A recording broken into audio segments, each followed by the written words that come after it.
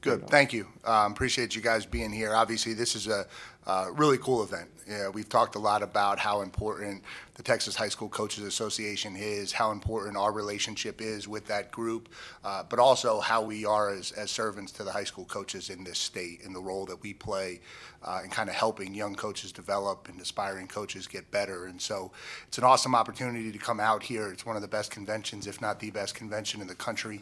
And, it's just a great opportunity for our staff to get out here and mingle with other staffs of colleges in the state and also with all the high school guys. And so we're excited to be here. We're excited to do our part to kind of brand football in this state and continue the great reputation of football in the state of Texas. And so from there, I'll kind of open it up to questions.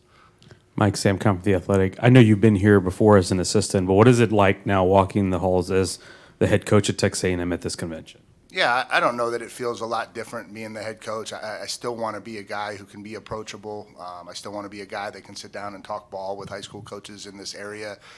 So from that perspective, I don't know that I've approached this thing much differently. Probably a few more people want to take pictures with me than they did the last time I was here, but I think that just comes with the job. But no, I just think, I got a chance to sit in some clinics yesterday and listen to coaches talk and to be able to talk in the hallway with high school coaches. I just think that's the reason why we got into this game back in the day was the pureness of coaching. And when you get into a convention setting like this, until I get in front of you guys and you ask me a million questions about all the things in college football, like that's what this is about. It's just about coaching.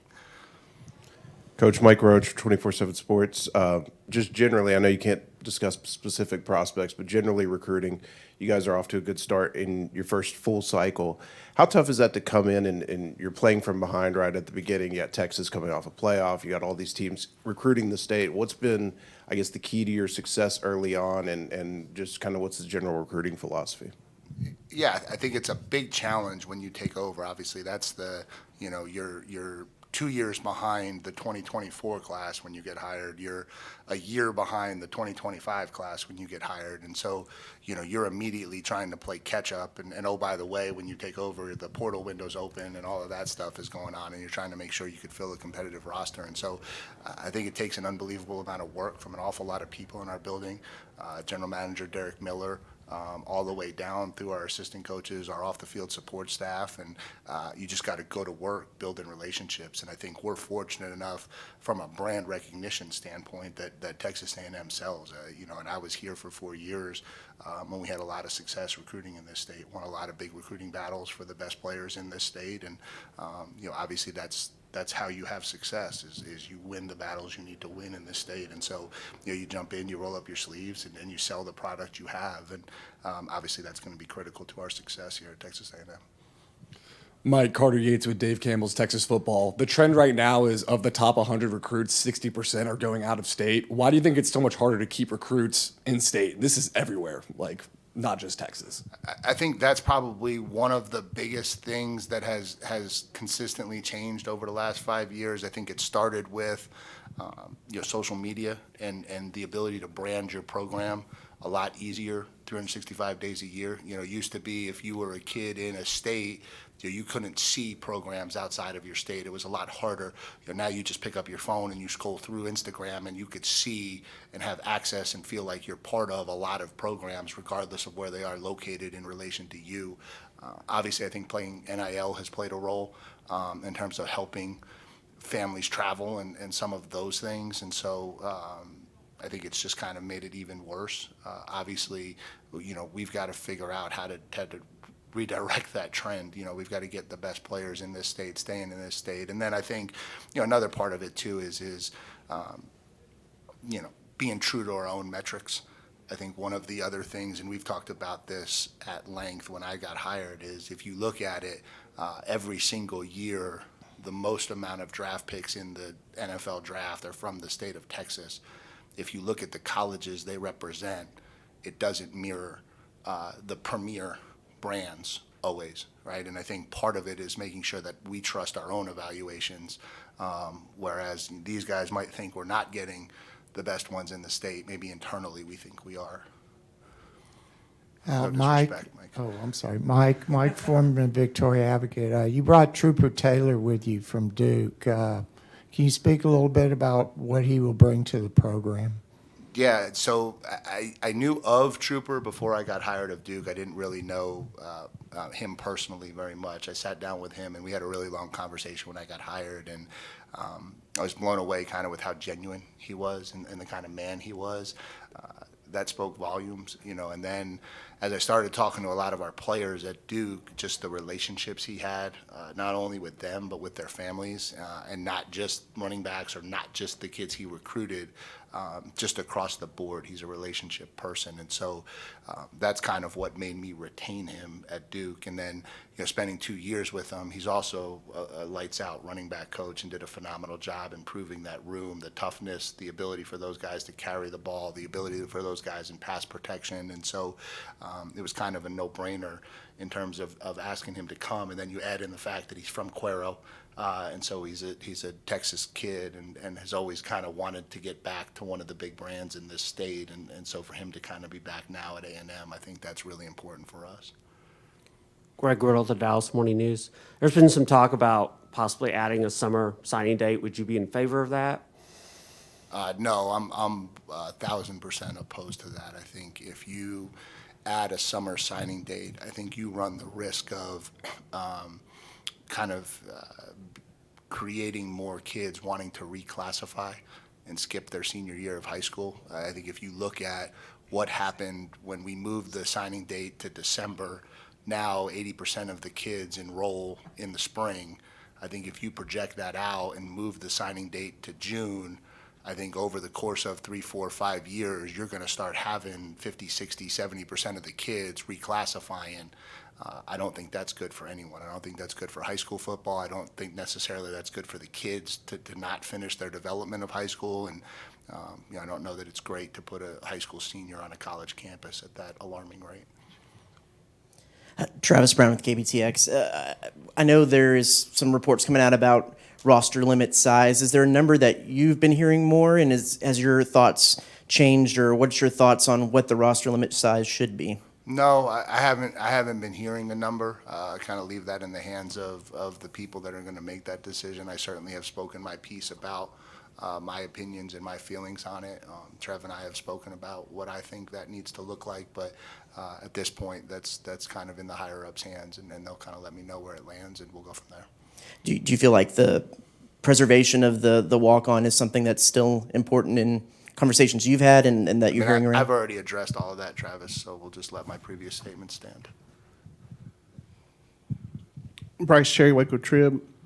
Mike, you've probably been asked about touring New York a lot the last few weeks, but what were your first impressions of him when you got to College Station, and what does it say about him that as a true sophomore he's a team captain? Yeah, so it's interesting. So obviously I knew of Torian when I was here as the defensive coordinator, because he was just starting to get on the scene.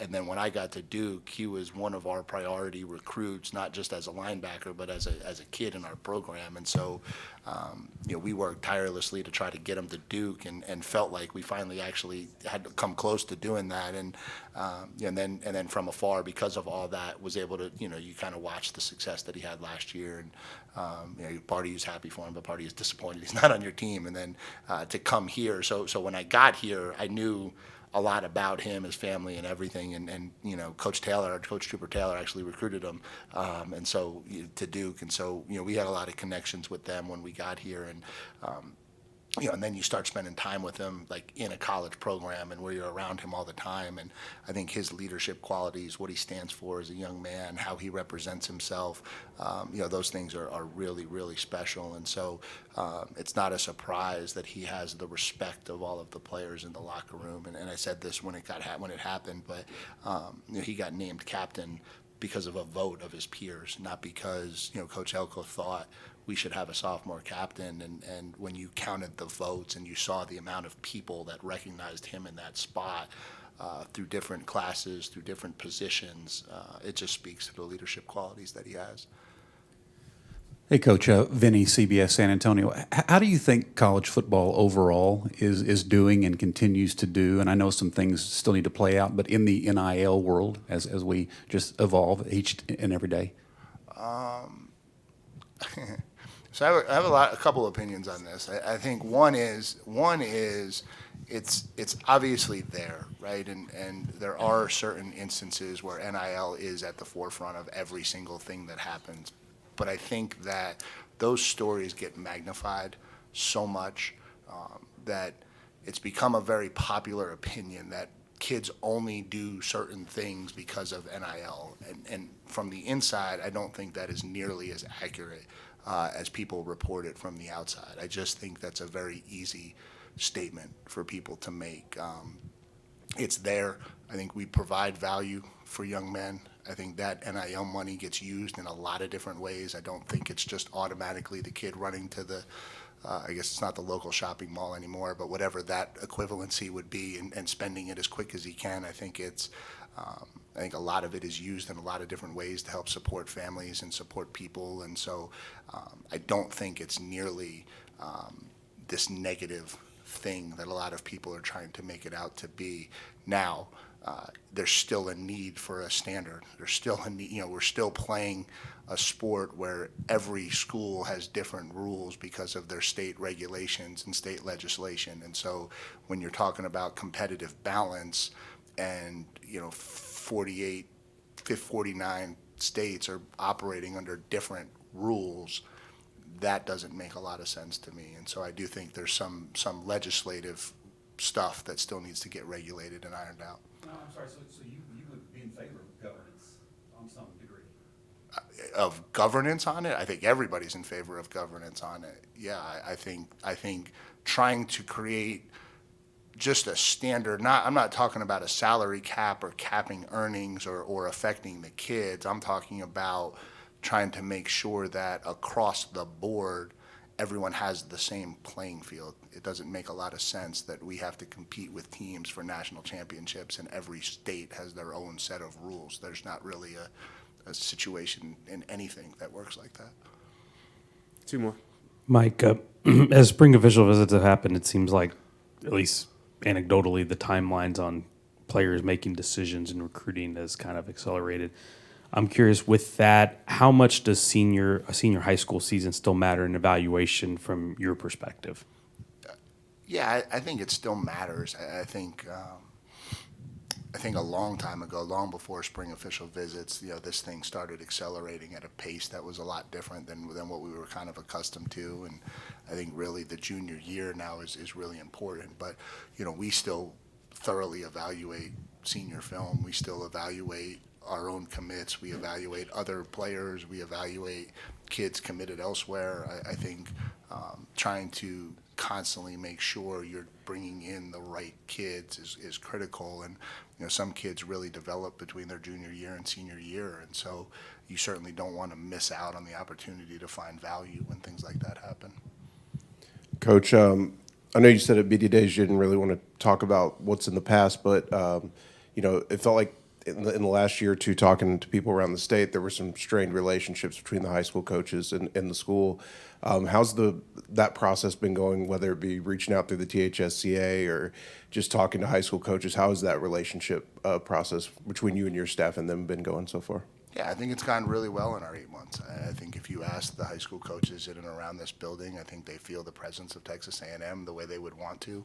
I think we have an inside-out recruiting philosophy, and I think that starts with making sure that we're being really thorough. We talked about how many NFL players are in this state and how many of them we've let get out to other schools, maybe not even necessarily recognizable brand schools, but just because they were maybe overlooked a little bit and had to go to other states or other opportunities and still wound up being NFL draft picks. And so I think that's our starting point. Now, we're competing to be the premier football program in the country, and so you have to expand out of there. But that's always where it starts. And I think regardless, and I've said this to a lot of the coaches, and I've said this at a lot of press conferences, to me, our relationship isn't about just taking kids or just recruiting. It's also about a service element in that there's a lot of high school coaches in this state that we have a lot of experience and a lot of resources to help grow, help talk football with, we can learn from them, they can learn from us. That relationship in and of itself, I think, when you're a school like Texas A&M in the state of Texas, is really critical. And so we want to open up practice. We want people to be able to come out and watch. We want people to be around in the winter and the spring to talk football. Those things we take very seriously and are very important. All right. Good. Thank Coach. Thank you, guys.